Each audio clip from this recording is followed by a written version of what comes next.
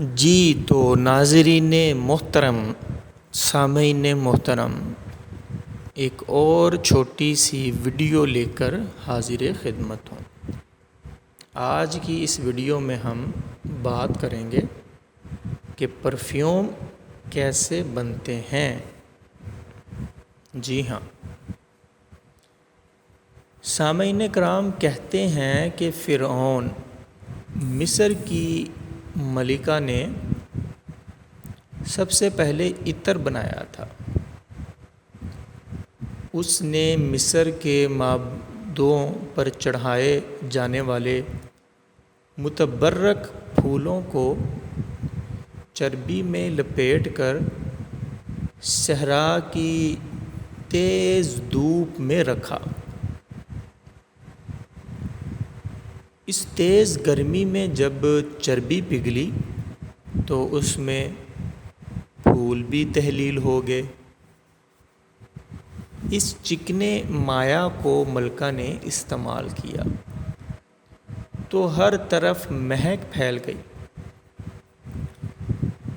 تو فرعون نے اپنی جتنی بھی ملکائیں تھیں، اس نے ان ساری ملکاؤں کے مقابلے میں اپنی اس ملکہ کو ترجیح دینا شروع کر دی۔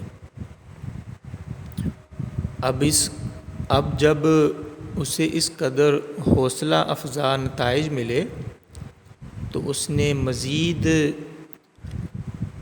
دوسری طرح کے عطر بھی بنائے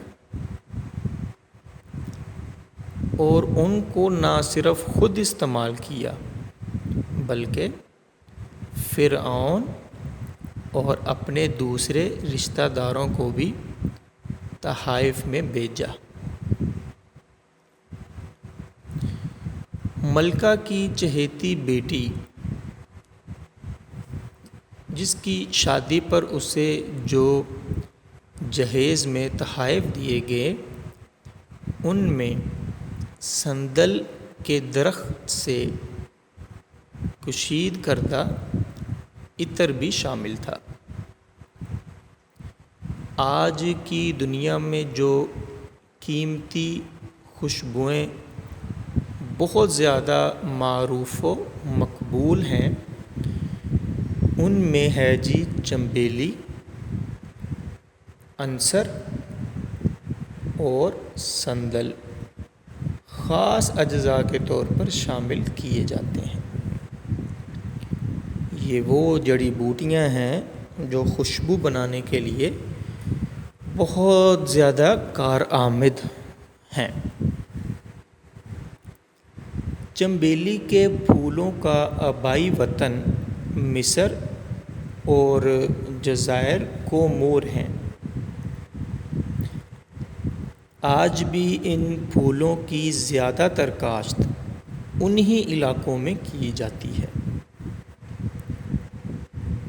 اس طرح پرفیوم کی تیاری میں صرف چنبیلی ہی نہیں بلکہ اور درجنوں طرح کے دوسرے پھولوں اور جانوروں کی چربی کے علاوہ بعض اوقات بلی، جو جنگلی بلی ہے، تو جنگلی بلی کی گردن کے غدود، ان کو کیمیائی تطہیر کے بعد یعنی مختلف پروسیس سے گزار کر اس کو بھی شامل کیا جاتا ہے۔ جانوروں کے اجزاء کے کشید کردہ مائع کو خوشبو کے محلول میں شامل کرنے کا مقصد اس خوشبو کو دیر تک برقرار رکھنا ہوتا ہے۔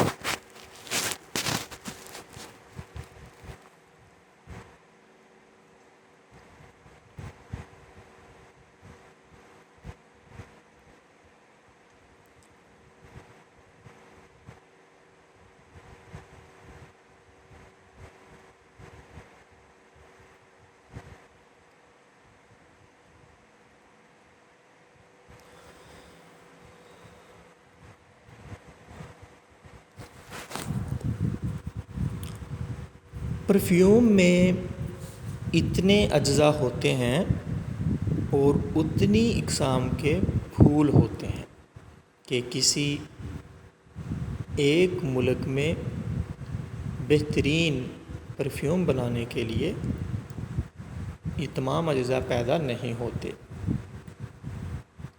اس لیے بیسیوں کی اقسام کے پھولوں کی پتیوں کے علاوہ کئی دوسرے اجزاء درآمد کرنا پڑتے ہیں۔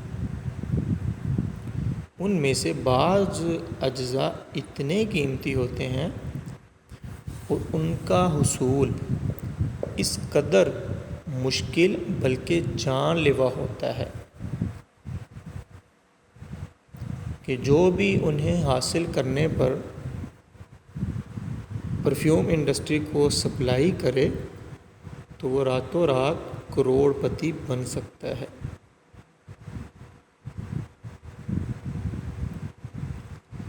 ہر سمت خوشبو بکھیرنے والے پرفیوم اور عطر بنانے کی تاریخ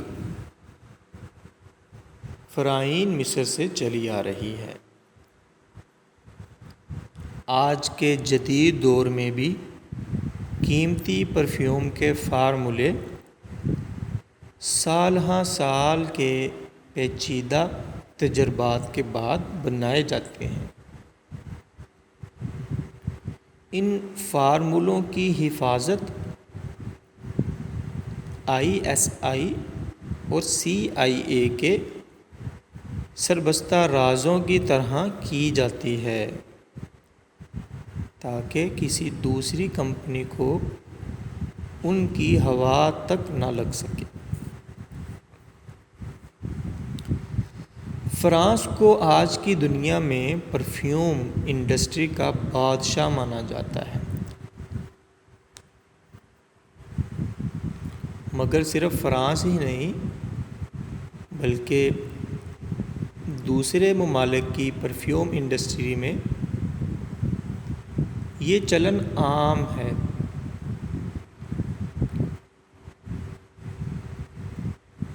کہ خوشبو بنانے اور ان کی کوالٹی کنٹرول کرنے کے لیے جن لوگوں کو ملازم رکھا جاتا ہے ان کی ناک کا باقاعدہ بیمہ کروایا جاتا ہے۔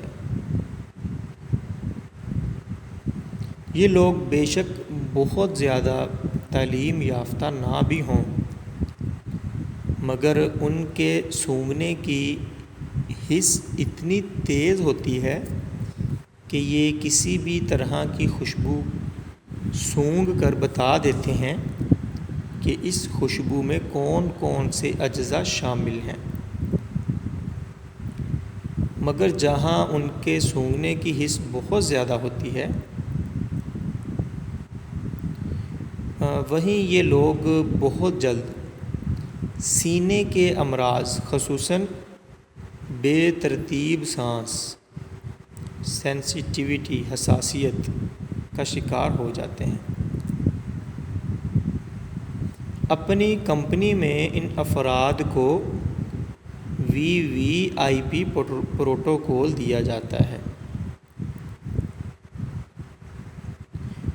اور ان ملازمت والے لوگوں کے آرام اور سکون کو سب سے زیادہ اہمیت دی جاتی ہے۔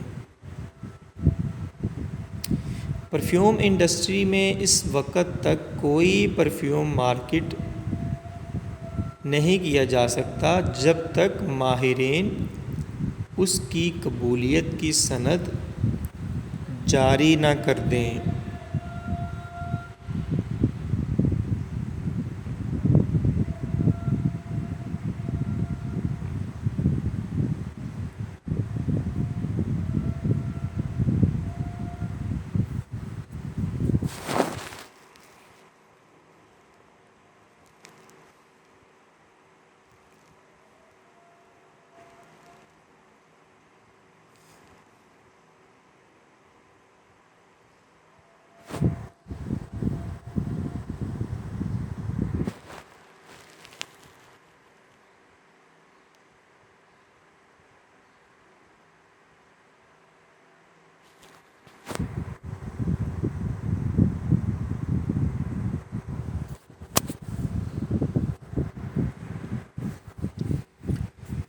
پرفیوم میں دوسرا قیمتی مادہ مشک ہے، جو کہ ایک خاص قسم کے ہرن کی ناف سے حاصل ہوتا ہے۔ بس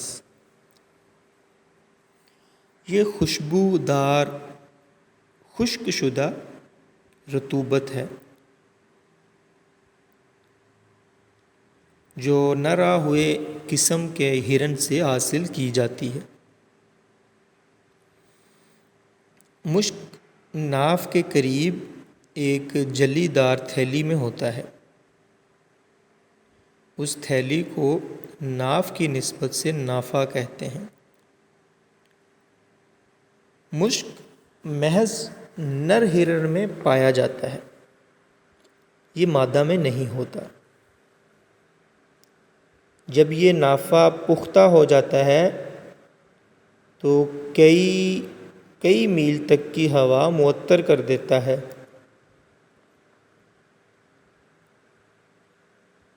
نافہ کے اندر دانے سیاہ سرخی مائل،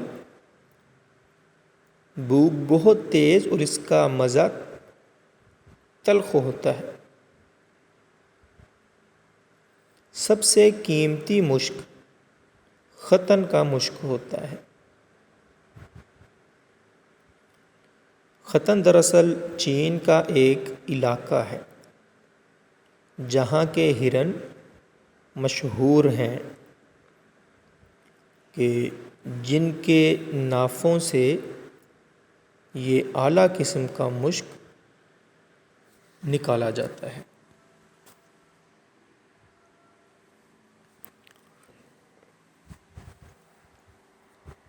تو یہ تھی جی ایک چھوٹی سی ہماری ویڈیو جس میں ہم نے پرفیوم کے بارے میں جانا۔ ایک تو یہ کہ یہ پرفیوم مصر سے ایجاد ہوا، ملکہ مصر کے ہاتھوں اس بہترین چیز کی ایجاد ہوئی۔ اس کے بعد پھر یہ پھیلتا پھیلتا پوری دنیا تک پہنچ گیا، اور آج ملک فرانس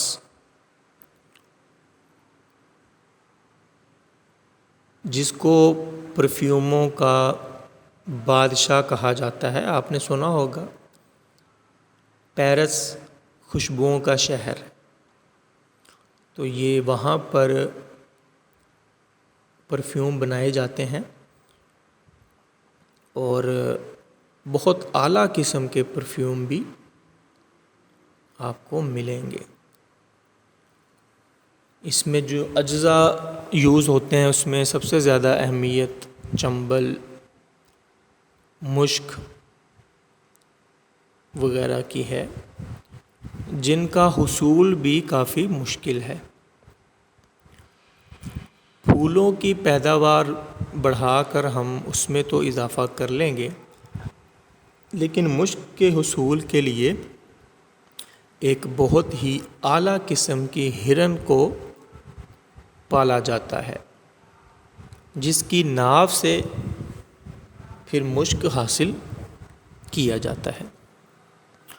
تو اس طرح یہ ایک بہت لمبا چوڑا پروسیس ہے جس کو مختلف طریقوں سے پروسیس کر کے تو ہم تک پرفیوم پہنچایا جاتا ہے۔ تو یہ تھی جی ایک چھوٹی سی ویڈیو پرفیوم کی تاریخ کے اوپر۔ اگر آپ کو پسند آئی ہو تو کمنٹ میں ضرور بتائیے گا۔ Thank you so much.